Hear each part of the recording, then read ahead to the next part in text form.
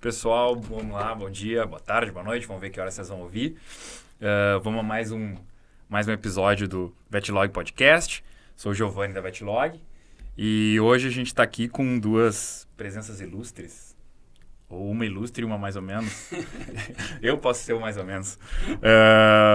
Então estou aqui com o Renato Costa, tá? Médico veterinário, fundador do Hospital Veterinário Animalia do Rio de Janeiro e diretor regional do Pet Care VCA. Isto? Falei certo? Exatamente. Tá. E tô com o Manolo Strázulas, assim que se falamos, né? Mesmo. Colega de faculdade, pai da Isabela, médico veterinário há 17 anos na área comercial, que mostra a minha idade e como eu tô ficando velho, né, Manolito? Exato. E hoje coordenador de demanda da Zoet Sul.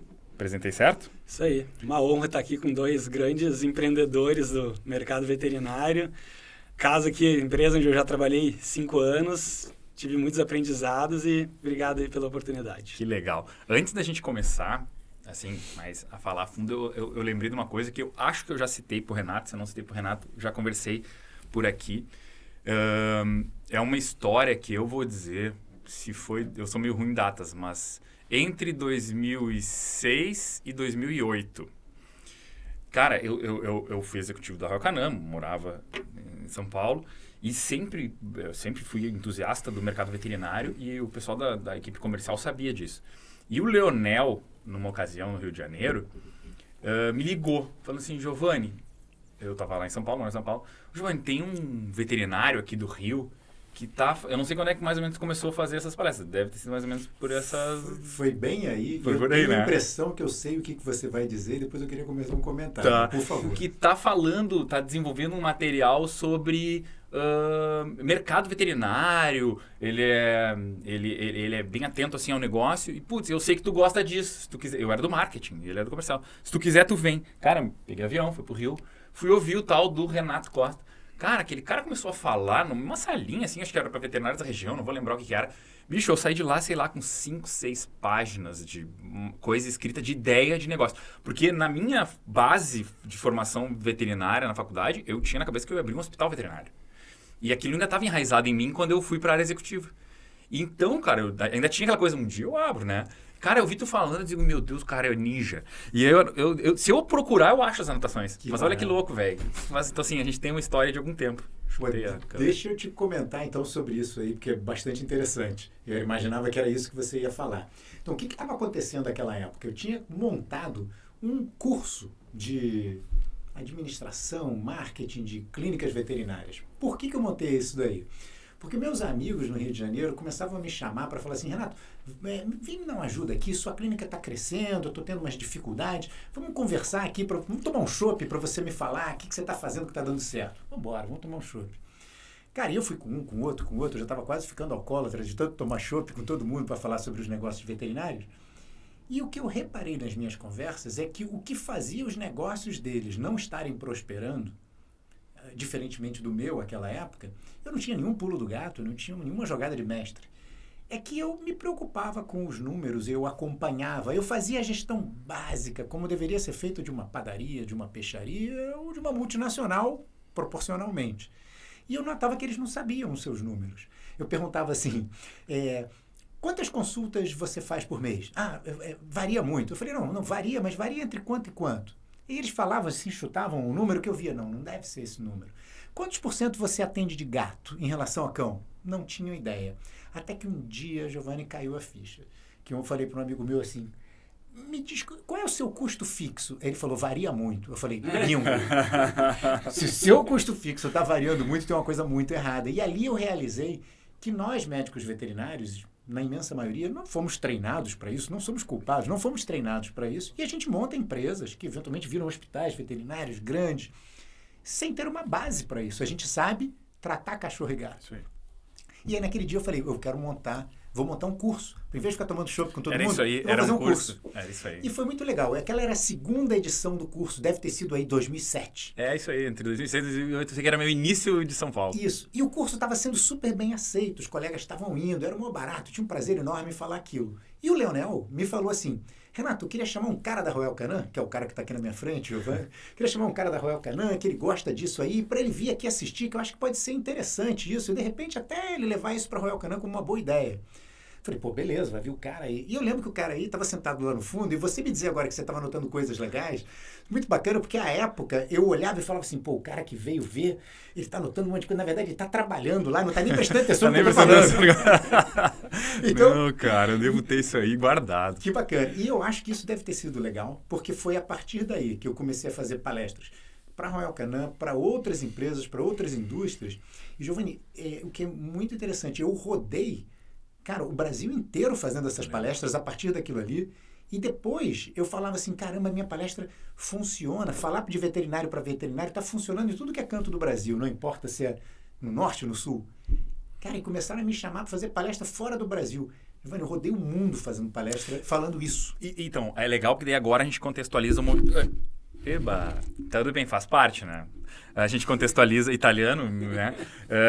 A gente contextualiza o momento atual. Porque hoje, vamos dizer assim, tu tem o trabalho na pet care, tu tem, é médico veterinário, que eu quero entender como é que tá, palestrante, então é uma vida de veterinário dinâmica.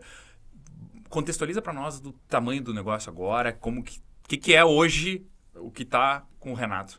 Então, legal. Aí, e isso foi muito importante, porque eu comecei a fazer essas palestras pelo mundo, falando de veterinário, e realmente, quando eu falo pelo mundo, cara, fui para a Rússia, fui para a Ucrânia, fiz América Latina, um monte de lugar, fui nos Estados Unidos, então viajei para caramba. E interessante que o que eu falava aqui é a mesma palestra que eu falo lá em outra língua, e os veterinários entendem e utilizam da mesma maneira. Muito bacana. E de alguma maneira isso me ajudou a me fazer mais conhecido no Brasil, né? Viajando e tudo mais e falando. E quando o VCA veio para o Brasil, eles estavam procurando alguém que fosse um médico veterinário, que conhecesse bastante gente no Brasil para fazer a expansão e que tivesse noções de administração, de gestão, que entendesse de gestão de negócio. E aí me procuraram. Então isso me ajudou, no final das contas, aquele curso que você foi ver lá atrás, me ajudou a fazer palestras por aí e acabou me ajudou a me aproximar do VCA junto com o Pet Care no Brasil. Porque, para quem não sabe, antes de se tornar o palestrante renomado mundialmente, vamos dizer assim, a imagem do Renato era de surfista e traficante. Pô, é ou não é verdade? Que eu sei de tudo. Estou no Rio de Janeiro, pego onda, né? O Rio de Janeiro sempre com esse negócio da violência, do tráfico e tudo mais, pegava onda. A clínica estava dando certo. Como é que um surfista pode estar fazendo a clínica dar certo? Aquilo lá deve ser lavagem de dinheiro, deve ser tráfico de drogas. Tinha esse papo, né? Mas não, era trabalho mesmo, era gestão. Tá, e como tá hoje, então? Tu ainda administra ou toca Animalia? Consegue ter tempo para clinicar? Que tamanho a Animalia está hoje em termos de atendimento? E depois a gente fala um pouco do grupo, para entender o tamanho do que está hoje o negócio. Beleza. Então, na verdade, eu vendi o hospital para o grupo Pet Care VCA há quase 5 anos atrás, né? Continuei sendo responsável pela Animalia e fui trabalhar junto com o grupo na expansão nacional. Então, em prospecção de novos negócios e início de negociações com novos negócios e até ajudando na gestão desses novos negócios também. Então, isso é o que eu cuido hoje em dia. Eu estou fazendo um monte de coisas, continuo responsável pela Animalia, fico fazendo essa parte da prospecção de expansão e uma coisa que eu fiz questão no meu contrato como executivo no começo foi de que eu pudesse continuar fazendo as minhas palestras, porque eu tenho um prazer enorme em fazer isso e sigo fazendo-as à noite sem atrapalhar o meu trabalho durante o dia continua tendo 24 horas, mas quando a gente quer dá para fazer tudo isso. Legal. E a Animalia, vamos voltar lá para a origem. Como que surgiu, como é que o Renato se formou, como é que surgiu a Animalia, o que a Animalia se tornou até a aquisição? Vamos contar um pouco dessa história da Animalia. Bacana. A Animalia, ela surgiu lá no começo da década de 90, né? A gente começou uma clínica veterinária que meu pai me deu essa oportunidade.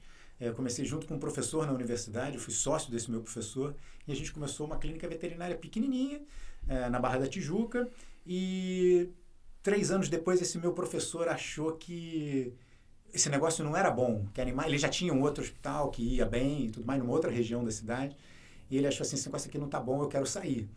E eu achava que o negócio era muito bom, eu achava que, na verdade, o negócio não estava indo muito bem por causa dele. Porque ele era muito bom numa outra área da cidade, com outro público, e ele queria ser o mesmo profissional onde a Animalia estava instalada, que era outro público. E eu achava que o problema estava sendo isso. Ele era um pouco professoral, assim, e na área que ele tinha, o hospital dele, era uma região de população de baixa renda, com menos informação.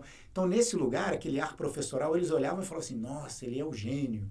Mas quando ele chegou onde a Animalia estava, que é a Barra da Tijuca, uma área de poder aquisitivo elevado, de classe A, você ser um pouco professoral, você está falando com um advogado, com um engenheiro. O cara, ele quer entender as coisas, ele não quer... Começou o primeiro insight já.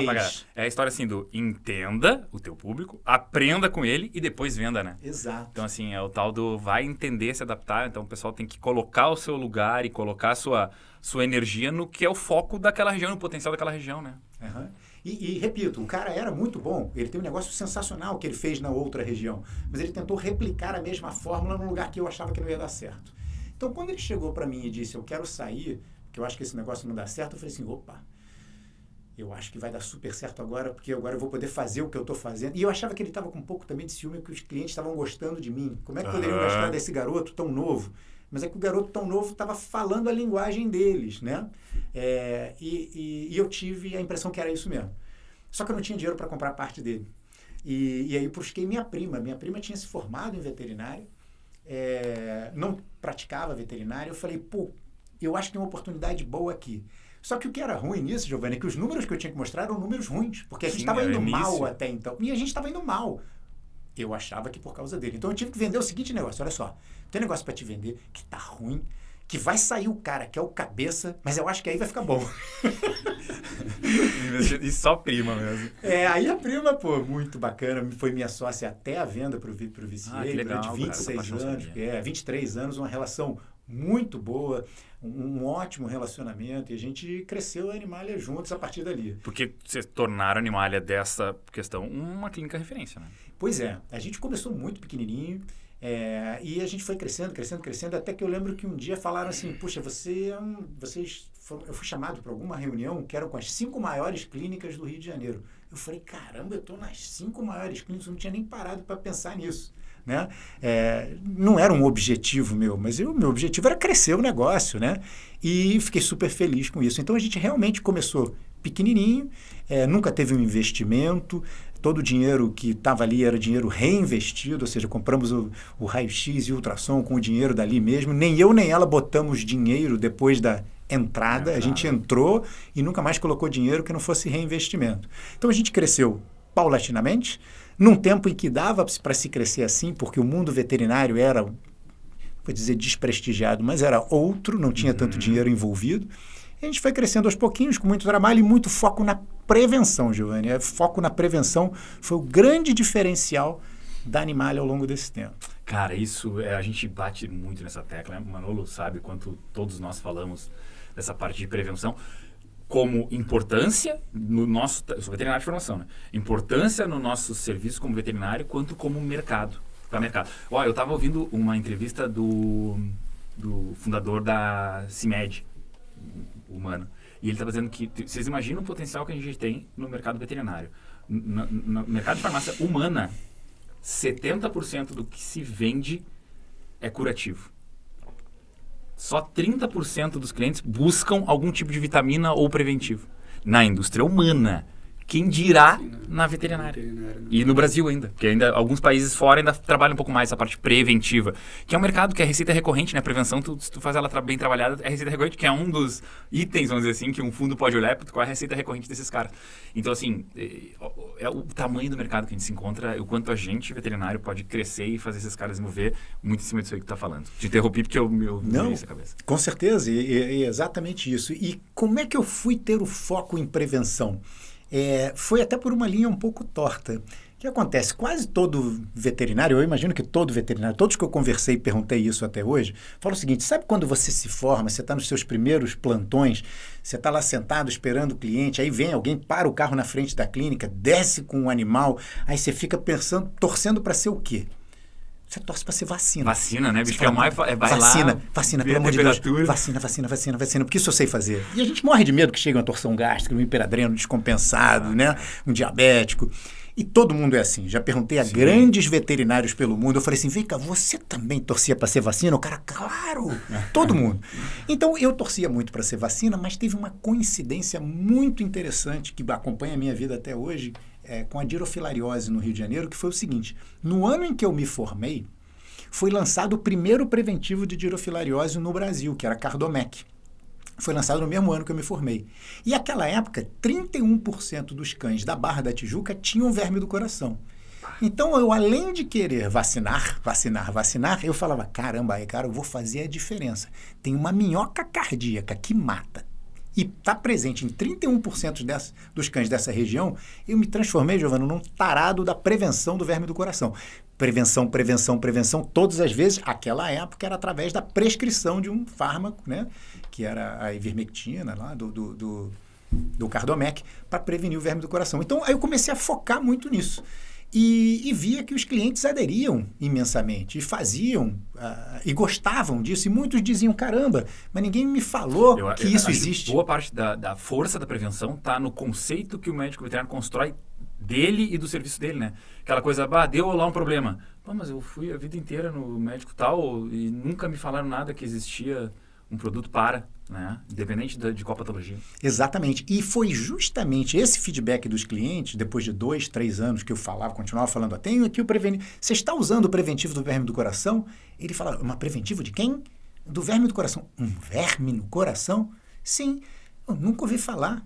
E aí eu ia olhar, o cara tinha receitas de 2, 3 outras clínicas ou 3 outros veterinários bons, profissionais muito bacanas, legais, mas que não estavam focando na prevenção. Porque a gente tem muito essa questão do médico veterinário ser curandeiro, gosta de curar, a gente gosta de tratar. Quanto mais especialista e melhor a clínica, o hospital, mais bronca ele pega, né? Porque a bronca passa pelo pequeno, pelo médio, vai lá que lá. Então, quando vê, o cara vira o melhor possível. O resolvedor de bucha, né? O cara vira o resolvedor de bucha. É a tal da poucas clínicas 24 horas. Atende o quê? É o problema do problema, né? Exato. E aí, eu me toquei de uma outra coisa mais à frente, que você deve e tem que estar preparado para resolver as buchas, e é ótimo que isso aconteça, e o caminho natural, à medida que você vai ficando mais experiente, você vai equipando seu hospital, você vai tendo mais clientes, é que você começa a atender cada vez mais bucha, mas não está escrito em lugar nenhum que você tem que parar de fazer a prevenção para todos esses animais. Só que em todo o planeta Terra, eu não sei em outros planetas, mas nesse planeta, em todos os lugares que eu fui, todo hospital veterinário com tempo de estrada e com equipamentos fabulosos, larga a mão a prevenção. Da prevenção, né? Mas não está escrito em lugar nenhum que você tenha que fazer isso. Você pode continuar fazendo as duas coisas.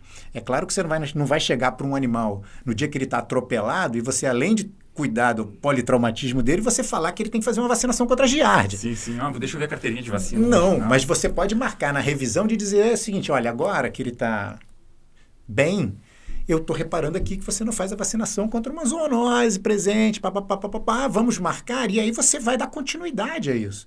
Porque a medicina veterinária nos dá uma oportunidade fabulosa. A gente acompanha o paciente da pediatria, da cesárea, do parto, até uma eventual eutanásia. A gente pode atender ele durante a vida inteira, né? Você tem toda essa oportunidade. E você tem a oportunidade de estar presente todos os dias, fornecendo coisas boas para prevenção. Porque se você só estiver presente para resolver os pepinos dos animais, eu costumo dizer o seguinte, um animal em média vai viver 15 anos, um cão vai viver em média 15 anos. Ele vai ter quantos problemas pepinões na vida? Ele vai engolir um osso, algum problema quando ele for filhote? Vai precisar de você. Ele vai, quando estiver ali na idade adulta, ele vai ser atropelado, vai arrumar uma briga feia, vai precisar de você. E quando tiver idoso, de repente ele vai ter lá um hemangiosarcoma no baço que vai romper e ele vai precisar de você. Mas isso quer dizer que eu vou estar presente uma vez a cada 5 anos.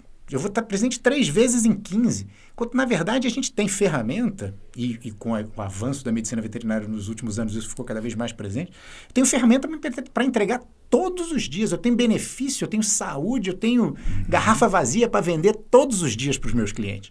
Então, com a prevenção, a gente se associa a isso. Então, claro, eu digo assim, a gente cumpre o papel fundamental do veterinário, que é promover saúde, é na prevenção.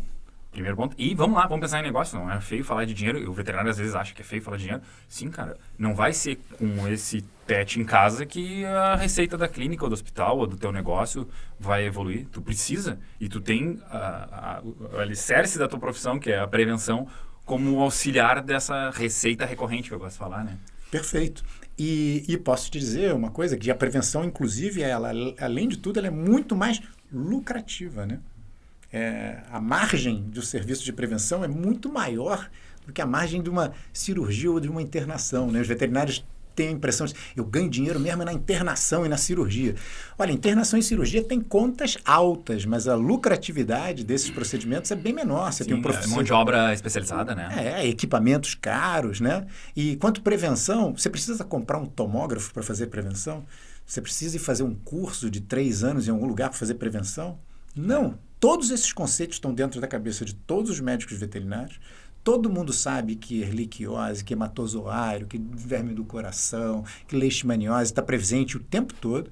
A gente diagnostica isso diariamente ou semanalmente em nossas clínicas, consultórios e hospitais. E, por algum motivo, a gente não abraça a ideia de impedir que isso ocorra através de prevenção, que, inclusive, a prevenção passa por serviços nossos, ou seja, é uma relação ganha, não para os ganhas. Ganha o animal que está com saúde, ganha o tutor que tem o que ele deseja, que é saúde para o seu pet, ganhamos nós, porque temos os serviços sendo realizados, ganha a indústria veterinária, porque dá vazão a esses excelentes produtos, e se a indústria dá vazão aos excelentes produtos, vai oferir lucros para pesquisar novas drogas para novos produtos. Então, assim, é uma cadeia de sucesso, que é o que faz o mercado veterinário crescer. Mas, a meu ver, eu sou um otimista, mas sou sempre alguém que fica procurando o que poderia ser melhor.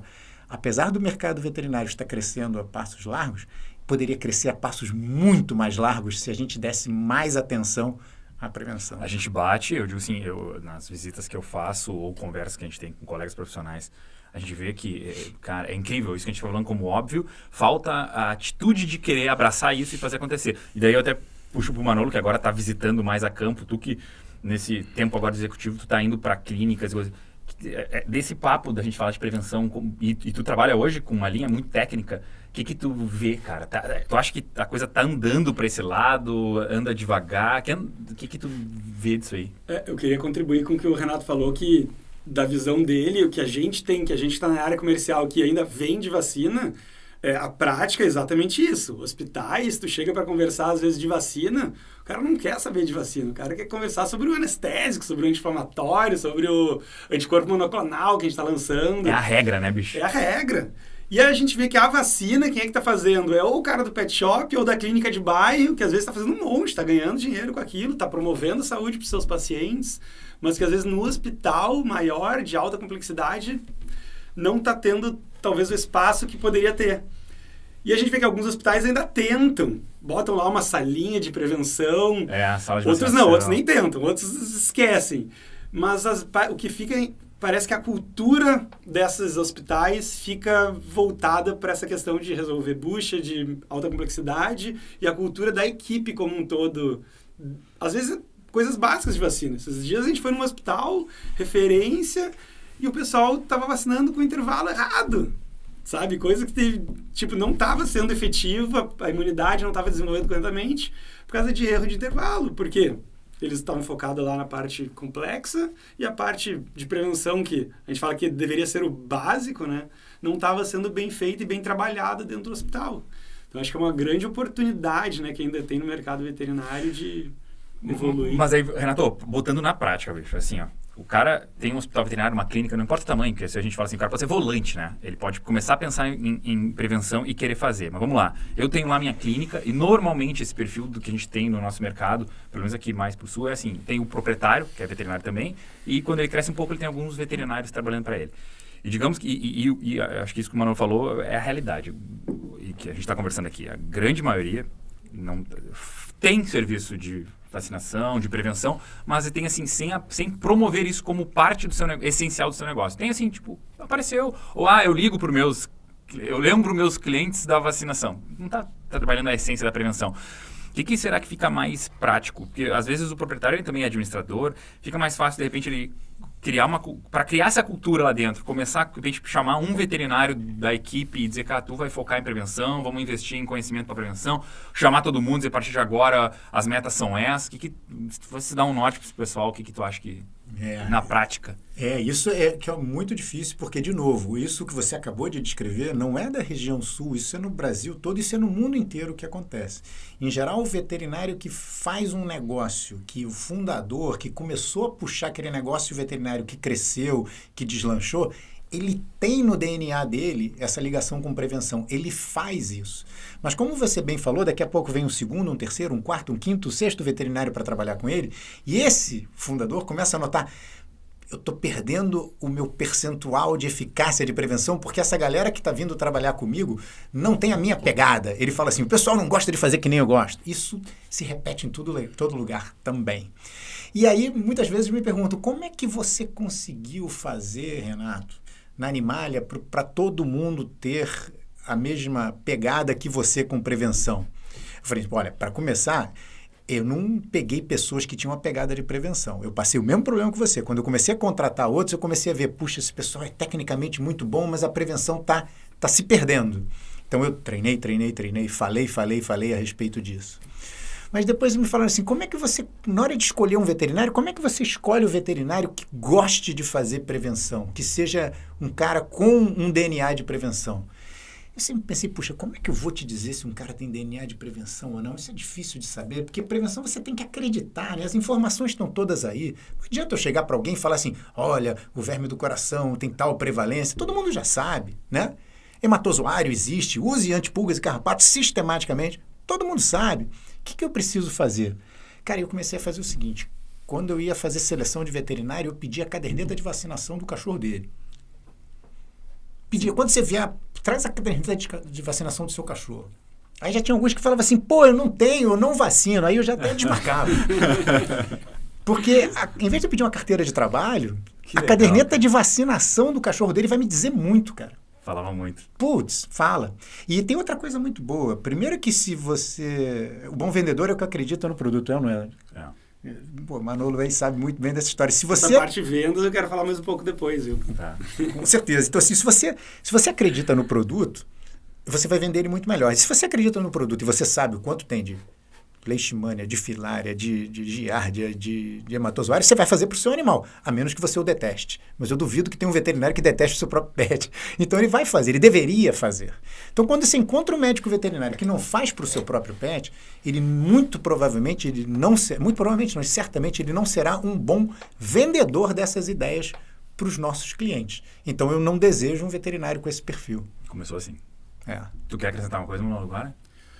Quero, porque eu acho que é uma, digamos assim, um paradigma que existe muito no mercado veterinário, que o veterinário fala, não gosto de vender.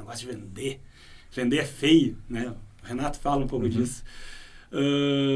Mas qualquer serviço que ele está fazendo, que o cliente está pagando por isso, é uma venda. Isso que muitos não entendem. É uma relação comercial, claro. Se o cara chega lá, quer fazer uma consulta, tu está vendendo uma consulta para ele. E a maioria dos veterinários está fazendo vendas ou consultas, ou serviços passivos, né? Que é chegar, esperar lá, um cara que vem fazer uma consulta, o cara que pede para fazer uma vacina, o cara que pede para fazer uma cirurgia, ou uma emergência que chega, ele está vendendo seu serviço. E às vezes o que falta é a proatividade nessa venda. Então essa prevenção que o Renato fala e que é super importante, às vezes tem a ver com ser proativo na hora de vender seu serviço. É falar de um preventivo de girofilariose, falar de uma vacina de giardia, falar da importância de fazer exames preventivos, um check-up anual, semestral, que seja. Tudo isso é venda.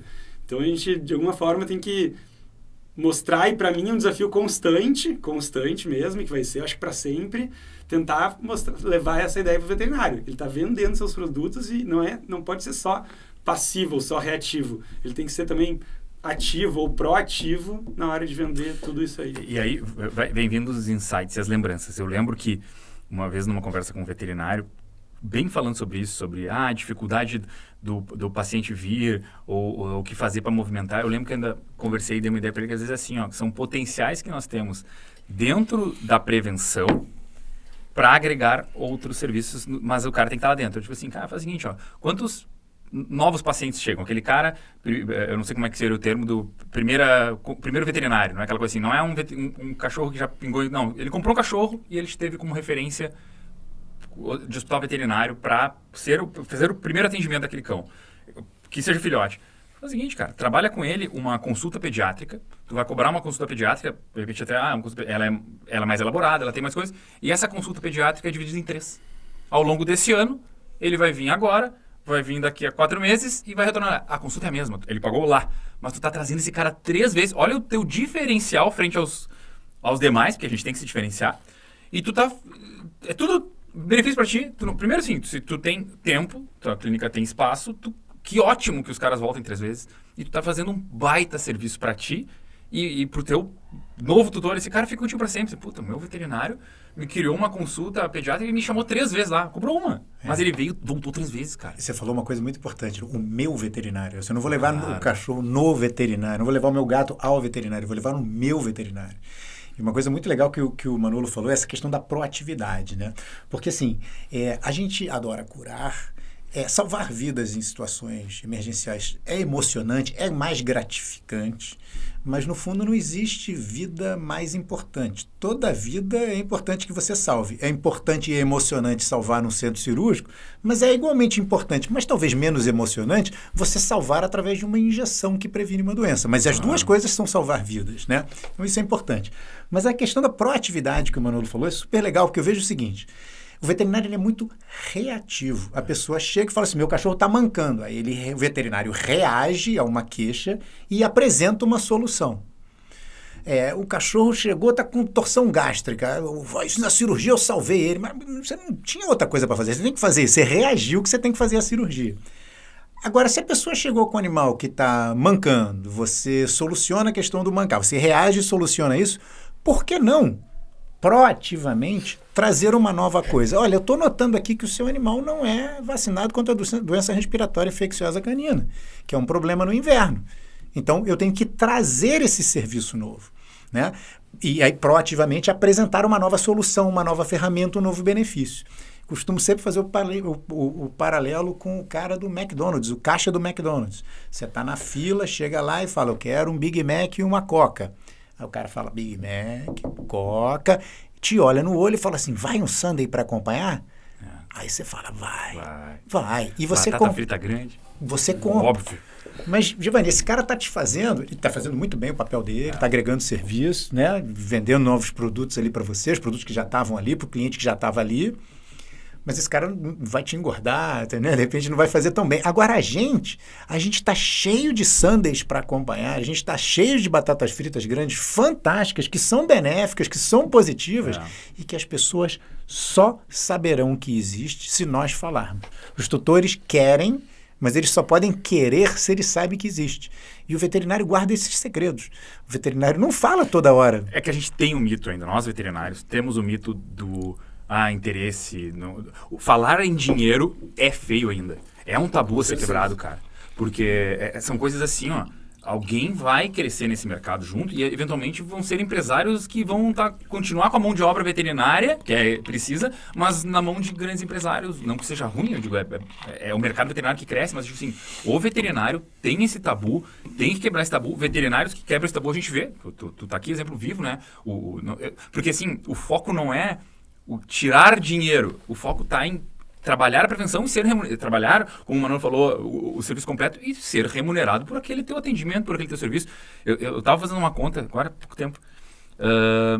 PIB ajustado e mercado veterinário ajustado. Ajustado vamos contar a inflação. 2012, eu vou errar ponto alguma coisa, tá? Mas tá na minha cabeça que esses dias eu estava lendo isso. Se eu pegar o PIB ajustado 2012 a 2022, o PIB ajustado da inflação não dá 6%, tá? Descontado a inflação. O mercado veterinário nesse mesmo tempo, eu vou dizer 56%. Ajustado, descontando a inflação. Pode ser 58, 52, não vou lembrar direitinho, mas é quase 60%. Olha o que cresce o mercado. Brasil, dado Brasil, tá? Olha o que cresce o mercado veterinário no Brasil. Quer dizer, tem dinheiro, gente. E tem que estar na mão de quem faz. E esse cara que faz é o veterinário. E tem ferramenta para dar. Isso, seguido eu falo, nessas viagens que a gente faz internacionais, uma vez o Pierre Mercader, Pô, excelente. Conhece, né? É um baita cara, um hospital veterinário. Ele falou sobre isso. Falou assim, cara, o veterinário não pode se dar o direito de escolher a opção do tutor. Existe o protocolo A, protocolo B, protocolo C. Eles têm custos diferentes, resultados diferentes. Quem escolhe é o tutor. Agora o veterinário tende a... eu vou me posicionar no público A. Aí ele vai só no mais caro. Eu vou me posicionar no público C ou a grande maioria. Não, eu vou dar a alternativa uma baratinha que busca ali. Bicho, tem N alternativas, tu vai entre... Quem vai te dizer qual vai optar é o tutor, cara. Então assim, mas isso a gente navega nesse universo do... Me chamou a atenção essa correlação PIB, mercado veterinário, Brasil. E quem eu ouvi falar pela primeira vez esse comparativo do McDonald's, do vai o Sunday para acompanhar ou vai um preventivo de filária para acompanhar, foi o Perry Mercado. Exatamente esse. Torcedor do Barcelona, ferrenho, gente boa para burro. Gente boa demais. E que foi ele o primeiro cara a fazer essa comparação que eu vi, eu achei fantástica. Eu gosto muito dele mesmo. Que legal. Vamos lá. Deu para notar, claro, cara, tem a pegada, não adianta, tem gente que tem o brilho para faz mais rápido, tem gente que precisa aprender, eu acho que a gente está aqui para isso, para ajudar a divulgar e já de antemão agradeço essa tua vinda, porque acho que isso faz o profissional veterinário refletir a respeito de suas escolhas. Mas fica nítido que além do Renato, essa tua pegada de prevenção foi parte do que te diferenciou o teu hospital, até a chegada de um grupo que veio, acreditou no Renato, acreditou na profissão. O que tu me diz assim, quando eles chegaram, o que eles olharam? O que fez, além da figura do Renato, o que fez eles olhar para o teu negócio assim, vai ser daqui que nós vamos partir para uma expansão? E aí vamos começar a falar um pouquinho do fundo ou dos projetos de vocês. Vamos lá. Assim, interessante porque... Era óbvio que eles tinham o Pet Care em São Paulo, eles chegaram no Pet Care em São Paulo com 4 unidades, né? Fundados pela Carla, né? O Pet Care Morumbi, Pacaembu, Ibirapuera e Tatuapé, e em seguida a Animalia no Rio de Janeiro, porque era natural que o passo seguinte fosse Rio de Janeiro, né? Então, assim, havia a figura do carequinha que surfista traficante, que as pessoas davam boas referências no Brasil, que era uma pessoa que falava sobre gestão, administração e estava no Rio de Janeiro. Então, acho que essas foram coisas principais que chamaram a atenção do grupo. Mas tem uma coisa bem interessante. Antes de qualquer negociação com a Animalia, os fundadores do VCA, na figura principalmente do Art Enting, que é um dos fundadores, eles vieram ao Brasil e fizeram algumas palestras. Não tinha nada de vinda para o Brasil ainda, de entrar no mercado brasileiro. Foram chamados para congressos em São Paulo e foram fazer palestras às quais eu fui assistir. E me chamou muita atenção que o próprio Art falava o seguinte, os nossos hospitais, aqui quase que abre aspas, nos nossos hospitais nos Estados Unidos, os mais lucrativos são justamente os mais simples. Nós temos hospitais com ressonância magnética, com radioterapia, com tudo mais, que é claro, faturam mais, mas são bem menos rentáveis do que aqueles nossos simples, que fazem consultas, vacinas, curativos e castração de machos e fêmeas. Alta complexidade e alto custo. Exato. Então aquilo já me chamou a atenção. E eu acho que uma coisa que ajudou bastante nisso, para que eu talvez pudesse ter sido chancelado por eles, é que, tendo ouvido essa palestra e sabendo que eu tinha foco em prevenção, quando eu fui conversar pela primeira vez com o Art, eu tive esse grande prazer e privilégio, através do nosso CEO, que é o Cláudio, ele falou, cara, eu quero te apresentar um dos fundadores para a gente ver se a gente avança nessa negociação com a Animalia, porque eu preciso que ele te conheça. Eu falei, beleza, eu marquei uma reunião com ele, eu fui conversar com ele, e eu levei a minha conversa toda na direção de que quanto eu acreditava em prevenção e o quanto a Animalia fazia a prevenção, e sem absolutamente ficar assim, fingindo que eu não sei, que ele acha que isso é bom. E eu falei, e assisti uma palestra sua em que você dizia que os seus hospitais mais lucrativos são aqueles mais preventivos, menos complexos. E eu acredito muito nisso. E os nossos hospitais em São Paulo são de alta complexidade. Então eu falei, eu acho que a Animalia é muito complementar. Eu acho que se a gente misturar a Animalia com os Pet Care já existentes em São Paulo, que eram dois casos, né, em Rio e São Paulo, muito exitosos, mas com perfis diferentes. Eu pensava que um blend disso podia ser uma ótima ideia. Então, acho que essa foi uma coisa que me ajudou muito. Ele é uma pessoa boníssima, simpaticíssima, e dali a coisa andou. E o que mudou com a entrada deles? Porque a gente, assim, vamos lá. Por que eu estou explorando essa parte do tema? Porque a gente vive um momento de e acho que faz parte do amadurecimento do nosso mercado, que isso vai consolidar. Está consolidando e cada vez mais. Entrou um fundo. O que veio de aprendizado? O que muda no que tu fazia lá, Animalia, em termos assim, macros? Uma coisa importante, essa pergunta é super legal, porque é que muita gente me faz realmente, meus amigos, né? Que chegam e falam, Renato, como é que mudou aí? Pô, achei que eu tinha criado uma baita pergunta. Não, faz. Mas os amigos fazem porque tem essa intimidade, assim. Então, acho que é muito legal você trazer essa pergunta, porque a gente pode falar para muito mais gente, né? A primeira coisa que eu diria que é importante é o seguinte, a gente não foi comprado por um fundo. A gente foi comprado pela maior rede de hospitais veterinários do mundo. Tá. Então, assim, é uma empresa... De serviço veterinário. Exatamente. Não é um equity que chegou, private equity vai investir em veterinária agora porque isso está dando dinheiro e daqui a 5 anos eu vou vender esse troço e vou ganhar o delta do que eu fizer. Não é isso. É uma empresa que faz isso e fará isso. Então, assim, a gente não entrou no Brasil para tocar 4 anos de Brasil e vender. A gente entrou aqui para ficar os próximos 30, 40, 50 anos. Então, essa é uma primeira coisa. Existe todo um DNA de veterinária, toda uma história, todo um conhecimento de veterinária que eu acho que muda muito do que seria simplesmente o investimento de um fundo. E eu não estou tiranizando o investimento de um fundo. Sim. É absolutamente legítimo. Até porque muitas vezes o fundo vai construir para vender um projeto desse depois para alguém que tem esse DNA e quer seguir. Exato. Só que a gente já foi comprado pelo último comprador, ou seja, eu não tô comprando para vender para um ET. Não dá para vender para o ET, né? A gente está comprado por quem compra. Então, isso é importantíssimo. Então, isto posto, o que mudou na minha vida? A primeira coisa que eu te diria que mudou, que é muito interessante, é o seguinte, Manolo, você sabe quando você tem que apresentar os seus resultados, os seus números para a Zoetis, como é que está a sua região e tudo mais? Eu tinha que fazer a mesma coisa na Animalia também. Só que eu apresentava para mim mesmo. Eu chegava no final do ano e falava assim, Renato, olha só, seus números foram esses. Aí o Renato falava assim, Renato, você foi bem, Renato. Parabéns, acho que ano que vem você tem que crescer mais 10%, Renato. Não, beleza, Renato, beleza, você está bem assim. Agora, Renato, acho que você não fez tão bem isso aqui, Renato. Então, você vai se resolver. Então, eu lidava comigo mesmo. Então, a primeira coisa que eu acho que mudou é que eu, hoje em dia, tenho que apresentar os meus números para outras pessoas que vão avaliar. São outras pessoas que, eventualmente, vão trazer novas metas para eu ter que bater e tudo mais. E aí você poderia ver isso como uma coisa ruim, do tipo, agora eu estou encrencado. O cara vai me botar uma meta e eu vou ter que bater essa meta e eu sou o mesmo Renato lá de trás que vai ter que fazer isso. Giovanni, aí que entra uma diferença muito positiva, que é o seguinte, essa pessoa que me traz a meta agora, essa pessoa não me traz só, você tem que chegar nessa meta. Essa pessoa me traz um monte de ferramentas para eu chegar nessa meta.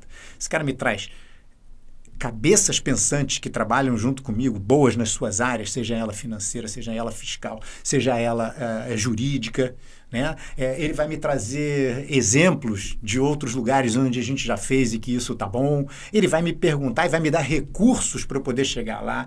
Então, a diferença assim, o que foi a verdadeira diferença? É que agora eu tenho coisas a apresentar. Eu tenho contas a prestar, mas eu não faço mais isso evolui, sozinho. Né? O se expor evolui. Evolui e me trazem as ferramentas. Eu tenho as ferramentas para poder chegar lá. Então, antigamente era eu comigo mesmo. Eu também, do mesmo jeito que eu falava, Renato, seus números estão bons. Antigamente eu acordava e falava, Renato, vamos lá hoje, Renato. Então, Renato, faça isso, faça aquilo. Agora não, tem outras pessoas que estão ali lado a lado. A gente vai linkando coisas com o nosso dia a dia. Eu vou dizer que semana passada eu estava conversando com um veterinário empresário, mesma coisa, o cara é empreendedor, tá indo para frente, e ele tava com essa dor assim, no sentido, cara, eu sei que eu quero crescer, sei que posso crescer, mas falta informação, falta gente, eu dei um conselho, cara, faz o seguinte, cria um mini conselho, presta conta para alguém, porque ele se sentia, essa ânsia de se sentir sozinho, eu falei, velho, pega um empresário que tu conheça, que tu confia, pega o teu contador, que seja, porque é um cara que vai entregar número, pega um cara, de repente, de TI 3, não precisa mais que isso, e se reúne a cada 2 meses com esses caras e apresenta teus, eu tô pensando em fazer isso. Os caras vão perguntar, vão questionar, podem eventualmente dizer que não acreditam. O que vai fazer isso? Vai te fazer refletir. Né? Então, cria um mini conselho lá, com conhecidos capazes, né? Óbvio. Claro. Mas não deixa de ser um menor grau do que tu tá me dizendo que tu te fez evoluir um monte, né? Exato. E isso eu achei muito bom. Muito bom mesmo. Então, assim, um mundo completamente diferente, mas que ao invés de eu poderia pensar pelo copo meio vazio, de dizer assim, pô, agora tem um Acabou monte de o gente... sossego, acabou o sossego. Um monte de gente olhando o que eu estou fazendo e tal. Não, pelo contrário, tem um monte de gente que está junto comigo para remar para chegar naquilo lá, me trazendo insights e, eventualmente, não só trazendo insights, mas, por exemplo, chega aqui uma questão tributária que eu tenho que lidar. Quando era eu, o Renato S.A., o Renato Limitada, cara, eu que ia ter que estudar, ia ter que conversar com o contador para entender aquele negócio tributário. Hoje em dia, eu chego e falo assim, ó, tô com esse pepino tributário aqui, entrego numa mão que vai saber chegar e me dizer assim, Renato, vamos por aqui, vamos por ali, essa é a melhor saída. Show de bola. Enquanto isso, eu estou me ocupando com outras coisas para chegar lá naquele número, naquele resultado. Então, o que mudou, basicamente, é isso. No final das contas, é mais ou menos a mesma coisa. Crescer um negócio, crescer uma peixaria, crescer uma clínica veterinária. Crescer o negócio, E fala um pouco disso aí no mundo. Hoje é só Estados Unidos e agora aqui. Que tamanho está lá? Como é que está hoje no Brasil? Como é que está hoje as unidades no Brasil? Então, vamos lá. O VCA no mundo. A gente tem perto de 1.000 unidades nos Estados Unidos. Já temos 200 e muitas no Canadá, que foi o caminho natural, né? Estados Unidos vai para o Canadá, então 200 e muitas no Canadá. E o terceiro mercado, na verdade, o terceiro e quarto mercados começaram concomitantemente, que foi no Brasil e Japão. Então, no mesmo tempo, começou o Brasil e o Japão. Então, a gente tem unidades nos Estados Unidos, no Canadá, no Brasil e no Japão. Existem outras redes de hospitais, como a Banfield, dentro do próprio Estados Unidos. Existe a da Mars. Todas essas são da Mars também. A Linneus, que é a Anicura, que é na Escandinávia. Todas essas são pertencentes à Mars. Então, são nossas co-irmãs, mas são negócios completamente distintos. Então, VCA é Canadá, Estados Unidos, Canadá, Japão, Brasil e Japão. Aqui a gente começou, como a gente já falou, né, pelos hospitais dos 4 de São Paulo, depois pela Animalia no Rio de Janeiro. Aí a gente, no próprio ano de 2019, a gente fez a expansão para o ABC de São Paulo, com os hospitais Dr. Rato, e a gente começou a expansão nacional. A gente foi para BH com a aquisição do Texa, né, que é o maior laboratório veterinário da América Latina. A gente foi para o Texa. Depois a gente teve uma expansão, que foi o ano da pandemia, 2020, só conseguimos andar isso, o mundo estava parado. Em 21 a gente andou bastante, fez a aquisição do Hospital Veterinário Jardins, do professor Salim, um dos hospitais mais antigos de São Paulo.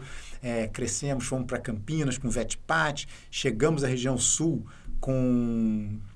em Santa Catarina com o Balneário Camboriú e depois, agora aqui no Rio Grande do Sul, com Pet Support. Então, a gente está ainda centro-sul, sudeste-sul do Brasil é onde a gente está presente nesse momento, mas com certeza aí com olhos para o crescimento para outras regiões também. E o projeto fica bandeira única ou não? Cada aquisição segue com a sua bandeira?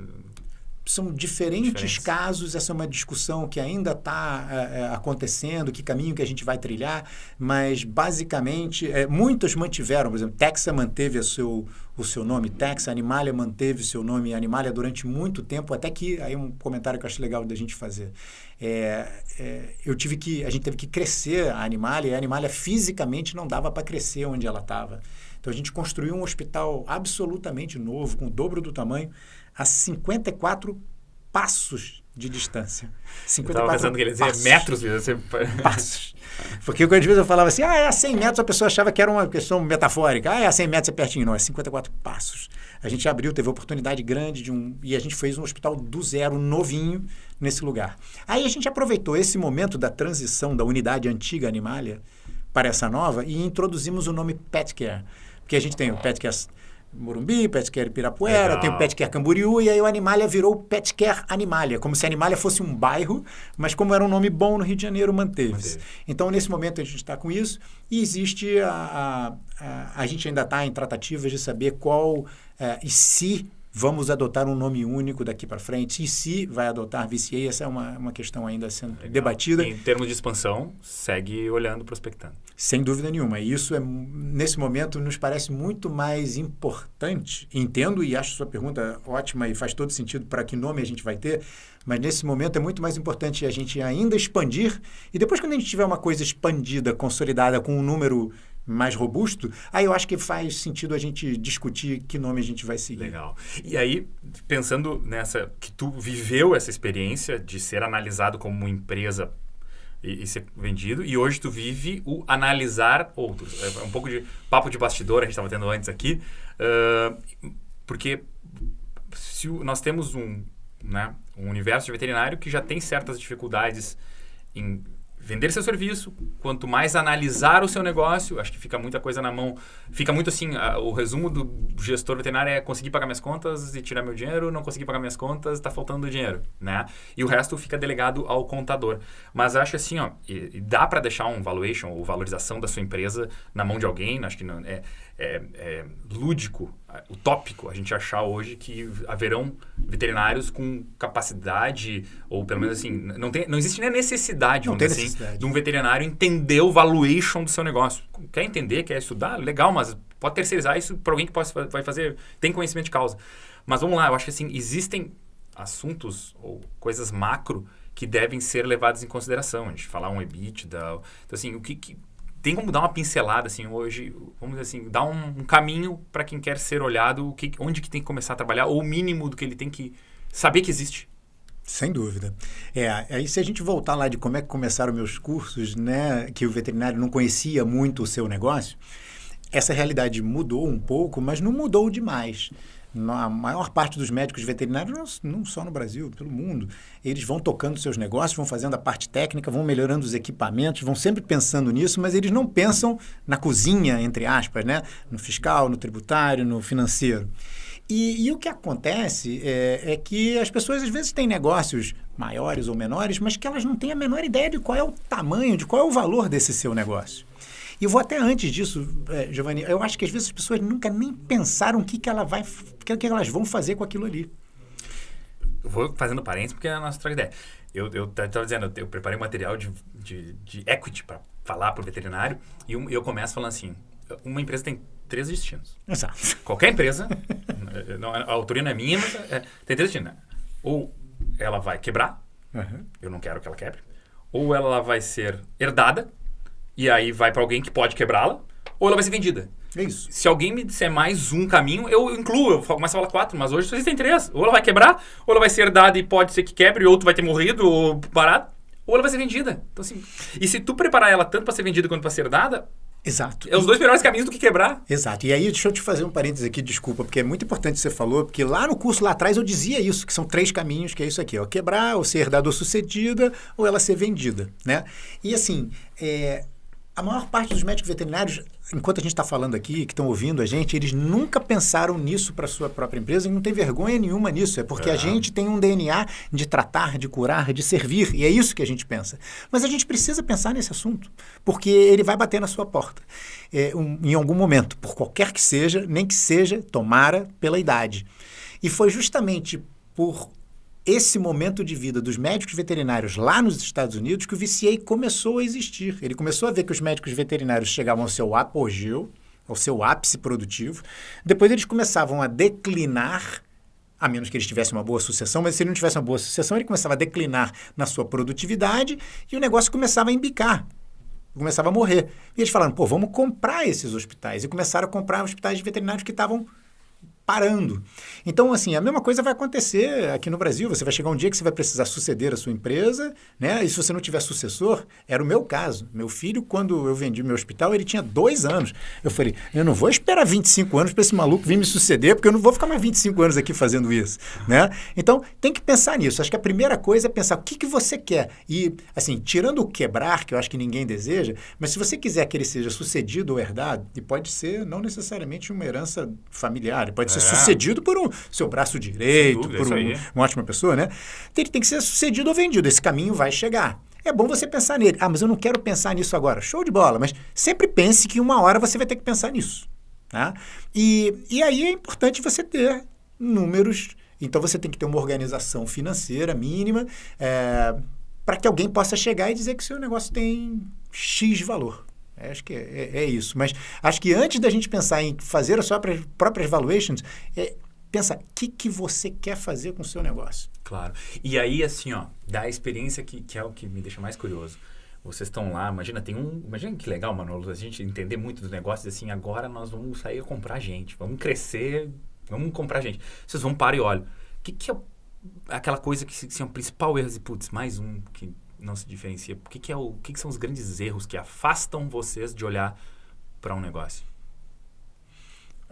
Assim, eu diria que o que afasta, aí não somos nós, é qualquer empresa maior, qualquer empresa que seja um fundo, seja uma empresa listada em bolsa, qualquer um para poder se aproximar e fazer uma aquisição, ele precisa de formalidade. Precisa dos negócios com os livros corretos, com os tributos pagos, com as relações de trabalho formais. Então, isso é o que afasta. Né? O que pode afastar eventualmente. Desculpa interromper, mas isso é uma realidade no nosso mercado. Ainda é uma baita realidade. Nosso mercado ainda é muito informal, muito mesmo. Ainda mais quando a gente sai um pouco de capital, de centro grande, vendo para o interior, cada vez mais informal. Sem dúvida, Manolo. Mas sabe uma coisa que impressiona? Que às vezes você encontra... É claro que na média, exatamente como você está falando, mas às vezes surpreende a gente encontrar um lugar numa grande capital com uma alta informalidade e às vezes a gente encontrar uma coisa mais no interior ou em cidade menor com um bom grau de formalidade. Então, assim, existe uma heterogeneidade ainda muito grande. Sim, porque o fundo, ou no caso vocês, porque o gestor pode dizer assim, mas a minha empresa dá um monte de lucro. Quem está comprando não está vendo lucro, está vendo, entre aspas, sonegação. Eu estou olhando para frente o que vai ser. E isso que eu estou te falando... Lucro informal é informalidade, não é lucro que faz validação de negócio, né? Sim. E isso que você me perguntou, o que pode afugentar, é isso. Eu volto lá naquela palestra de 5 anos antes de eu ter vendido, que os fundadores do VCA tiveram no Brasil. Eles falaram isso claramente na palestra. Nossos hospitais de prevenção são mais lucrativos. E num determinado outro momento eles falaram assim, e ninguém compra hospitais com um grau de informalidade alto. Isso é um impeditivo. E se não for um impeditivo, vai te punir imensamente no preço. Claro, então, o risco está calculado. Então, o risco está ali. Esse valor vai ser contingenciado. Então, dependendo da contingência, tem que ser ainda assim, ó, tu vai ter que me pagar para eu assumir a bronca. Existe. Existe. E isso não estamos falando do pet care, né? Eu estou falando da veterinária. Isso existe em compra de outras empresas, em qualquer negócio. Então, no final das contas, no frigir dos ovos, o que vai nos afugentar eventualmente é aquilo que afugenta qualquer um que queira investir num determinado mercado. O que as empresas procuram são coisas valiosas para que possam continuar crescendo, mas que tenham solidez. E essa solidez está desde essa parte tributária, fiscal, relação trabalhista e também até, vou dizer assim, acho que cultura, né? No sentido de risco de continuidade. Eu vou adquirir alguém. Outra coisa que a gente tem é um perfil do nosso veterinário é dizer assim, isso aqui funciona porque eu tô aqui. Não, o resto do pessoal é comigo. Para fazer vai ter que ser... Cara, isso é um baita de uma fraqueza. Tu quer valorar o teu negócio, faça com que ele não tenha risco de continuidade, porque assim, daqui a pouco tu pode ter alguma coisa, tu, né, cansa, sai. Quem tá comprando tá vendo, putz, depende do fulano, é estampada a cara do fulano. Faça o seu negócio crescer, né? Com mais gente, desenvolva as pessoas. Isso é cultura, né? Tu tem que criar essa cultura de fazer, mas é outra coisa além disso que eu acho que é baita importante também. Total, porque você está vendendo uma empresa de serviços. Se os serviços estão concentrados nas suas costas, só você sabe fazer os serviços, você é o negócio, né? Então, você não tem muito o que vender. Seria literalmente se vender. Você não vai poder parar. E aí, a gente falando de mercado. A gente tá chegando no finalzinho aí, tá? Vou tentar até acertar. O papo tá tribom, mas vamos lá. O que vocês enxergam? Aí eu vou perguntar para ambos, tá? Do nosso mercado veterinário, Brasil. Se quiserem falar uma coisa de mundo, o que vocês estão vendo como tendência, mas Brasil para os próximos, vamos dizer assim, pode ser médio prazo, 3 anos, 5 anos. Não vamos falar tão lá na frente. Mas o que vocês vê para...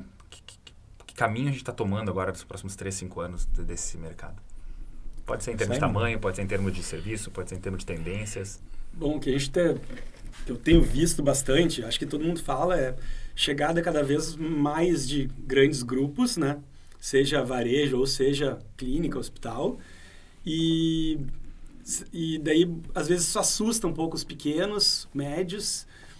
E assim, não vou dizer uma certeza, é difícil a gente ter certeza, mas uma realidade que a gente vê é que mesmo com a chegada desses grupos, quem trabalha direitinho, quem tem digamos assim, trabalha prevenção, trabalha com uma equipe boa, ou às vezes sozinho, mas trabalha direitinho, segue crescendo, segue desenvolvendo. Mas eu acho que é isso, tem que estar ligado, tem que ver essas chegadas de novos grupos como oportunidades de melhoria. Pô, ele está chegando, eu tenho que melhorar meu serviço para me manter aqui. E a gente vê que isso acontece. Pequenas e médias empresas clínicas que estão melhorando a qualidade de serviço e desenvolvendo, vão seguir no mercado bem.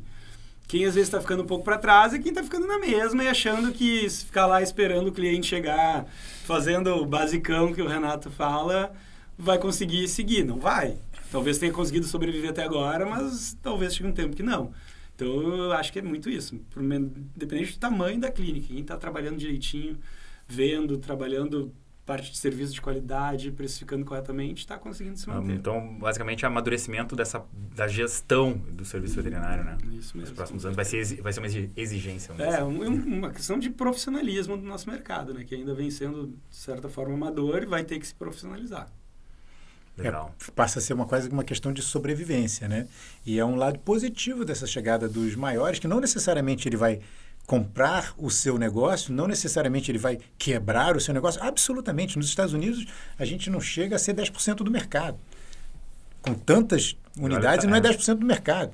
Acho que não são nem 5%. Não chega a 5% do mercado. Então, assim, tem uma coexistência para todo mundo. Só que, assim, você vai ver, as coisas estão sendo bem feitas, as pessoas sabem que o custo fixo não é variável. Então, existe uma profissionalização compulsória do mercado. E o que a gente vê como tendência, muito claramente, é claro que há um aumento com esse aumento do amor das pessoas pelos seus animais, existe uma consequente busca por novas opções, novas possibilidades de trazer bem-estar e salvar esses animais. Então, um aumento de atendimentos, de exames de alta complexidade, essa é uma tendência a ocorrer, e que, por favor, isso não coma o espaço da prevenção, isso tem que andar junto, mas a prevenção já está toda aí. Está toda aí pronta, não vai andar muito nessa questão. Tem prevenção para tudo já e ótimas ferramentas. O que vai crescer é aprofundar, é a ressonância, é a radioterapia, isso aqui. E uma outra coisa que a gente nota muito claramente, né, isso não é novidade para ninguém, é o crescimento do mercado de felinos e de cães pequenos. O quilo de cão vivo tem caído ano a ano. Métrica, cara, quilo de cão vivo. Tem caído a cada ano. E eu vejo isso porque eu lembro que eu botava em cima das mesas para atender muito mais cachorro pesado antigamente do que hoje em dia, graças a Deus, porque se eu tivesse que colocar tanto cachorro pesado hoje em dia em cima da mesa, minha coluna ia reclamar muito. Então eu agradeço quando chegam os pequenininhos e é muito claro que os cães pequenos estão sendo opções que, claro, é verticalização das cidades, as pessoas depois começam a ver que um cachorro grandão acaba sendo mais caro do que um cachorro pequeno, porque come mais, ele dá mais trabalho, come mais, os medicamentos são por faixas de peso, então acaba que existe uma opção por N motivos para os cães menores. Então essa é uma outra tendência, clara. E para o mercado veterinário, isso é muito bom, porque a gente está falando de felino, que é um mercado super seletivo, e o cão pequeno é o cão que dorme na cama, né? É o cão que está junto ali, é o boom que a gente viu durante a pandemia lá, que todo mundo achou que ia para um lado e acabou indo para o outro. Nesse sentido, se aproximaram tanto que isso para nós é... E falando de telemedicina, vocês, o que vocês pensam dessa parte de telemedicina? Como que está isso hoje? Vocês acham que vai virar uma realidade? Pode, não pode? O que tu vê? Eu até participo de alguns grupos, né? Eu tive contato com uma pós-graduação, com gestão em clínica, então participo de grupos em que quando chegou essa regulamentação, muita gente olhou pelo lado negativo. Eu olho para o lado positivo. Eu acho que vai ajudar a regularizar algo que já estava sendo feito de alguma maneira. Porque, por exemplo, a gente via colega reclamando, eles querem que eu faça uma consulta por WhatsApp. Pô, hoje, se tu for seguir a lei do que está escrito, tu pode fazer e cobrar por isso de uma maneira adequada. Então, quem leu direitinho lá a regulamentação e talvez, não estou dizendo que está fácil, não é fácil botar em prática por enquanto, até porque o cliente não estava acostumado e vai talvez ficar desconfiado, mas como assim, vou ter que pagar por uma videochamada? Sim, porque é uma consulta. E eu acho que algumas pessoas que já estão começando a fazer de uma forma um pouco mais desenvolvida, já estão colhendo alguns frutos, mas eu acho que vai ser uma realidade, assim como veio a reunião online com a pandemia, que hoje é prática normal em qualquer empresa pequena, média ou grande. Eu acho que essa telemedicina vai fazer parte. Talvez demorar um pouquinho ainda para regulamentar um pouquinho melhor e fazer de uma forma bem feita, mas acho que vem para fazer parte. E quero muito ouvir a opinião do Renato e a realidade dele sobre isso. Até porque antes do Renato falar, porque na medicina humana a gente já tem consultório médico que eu vejo o estúdio do lado. O cara está preparado para esse mercado. o paciente está viajando. Tá. Eu já fiz consulta online, estava viajando, precisava marcar consulta, pum. Coisas básicas, o cara, hoje em dia... E eu vejo, assim, ó, o meu médico, ele tem um estúdiozinho para consulta online.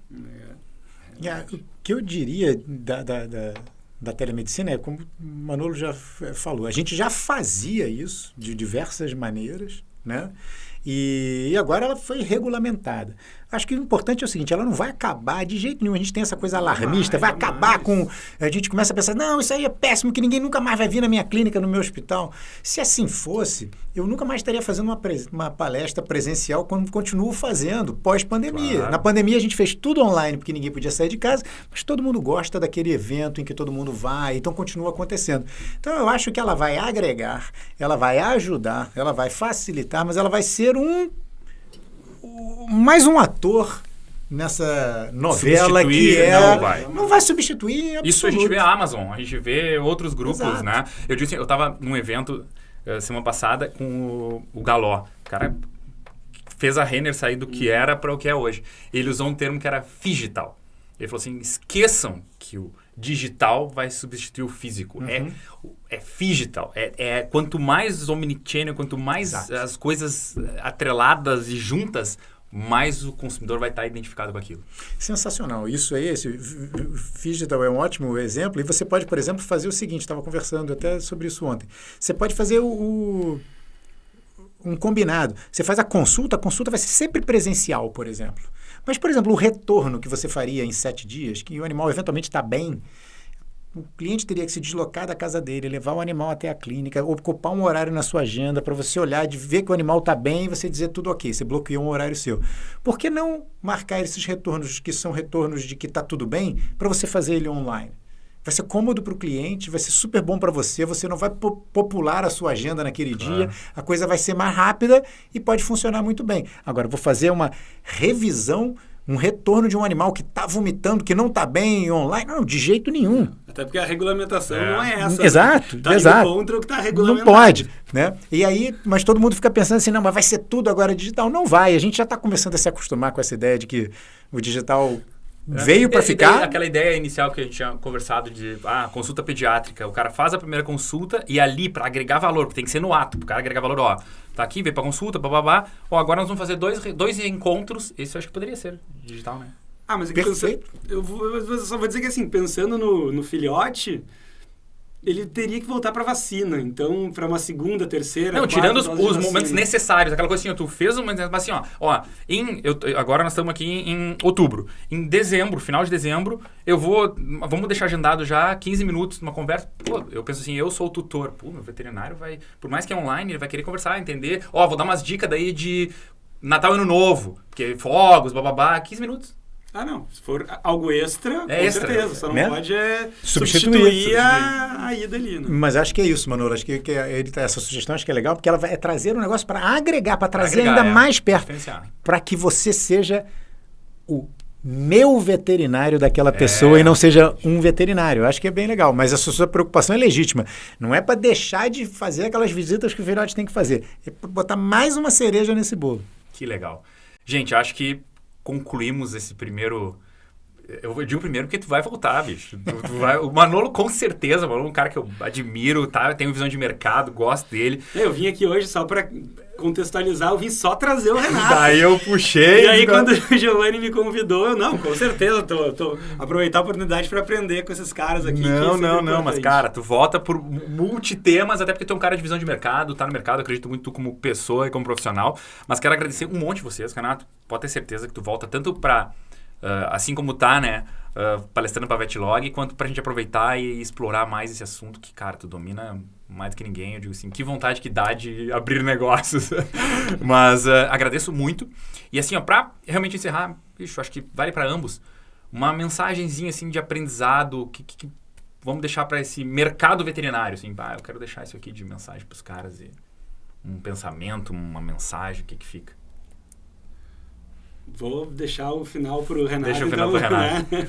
Então, assim, antes de eu te falar, eu agradeço imensamente o convite, prazer enorme. A gente descobriu aqui que lá nas minhas palestras você estava anotando e eram coisas pertinentes da palestra, fiquei super feliz. Eu não estava trabalhando outras coisas. Exatamente, não estava anotando fórmula da Royal Canin, você estava muito bacana. Prazer enorme estar com você e estar aqui com o Manolo, então. E acho que uma mensagem boa, já que a gente falou muito de prevenção, é o seguinte: nunca diga tchau para o seu cliente. É sempre até logo. Nunca permita que um cliente seu saia da sua clínica, consultório, hospital, sem saber exatamente quando ele tem que voltar. De preferência, já deixa agendado. Nem que seja daqui a 3 meses. Deixa agendado. E sempre diga para ele: eu estou vendo aqui, agora ele está bem, não está mais mancando, está tudo ótimo, parabéns, ele vai para casa, mas eu estou checando aqui, olha, daqui a 12 de dezembro, ó, temos a nossa vacina para Giardia, estou te aguardando aqui. Você já quer deixar marcado? Então é isso, nunca diga tchau. Para o cliente até logo. Te vejo em data tal. Acho que isso é muito legal. Que legal. Manolito, bem. Obrigado, viu, cara? Renatão. Obrigado a vocês. Obrigadão, hoje à noite tem trabalho. Né? Vamos com tudo. E, bom, encontrar vocês, digita lá o que é Manolo Strázula, nas redes sociais. Manolo na veterinária só tem um. Só Manolo tem um, das né? Oedes ainda agora. Das Oedes agora é só esse. Só tem um. Renatão, tu pra te encontrar. O meu no Instagram do hospital é HV_Pet Care Animalia. Legal. E Vetlog Podcast, tem as redes da Vetlog Santa Catarina, a gente abriu a operação em Santa Catarina. Legal. E Vetlog Podcast. Segue no Spotify e canal de YouTube também, pra quem quer ver imagem. Assim. Cara, brigadão. Valeu. Valeu.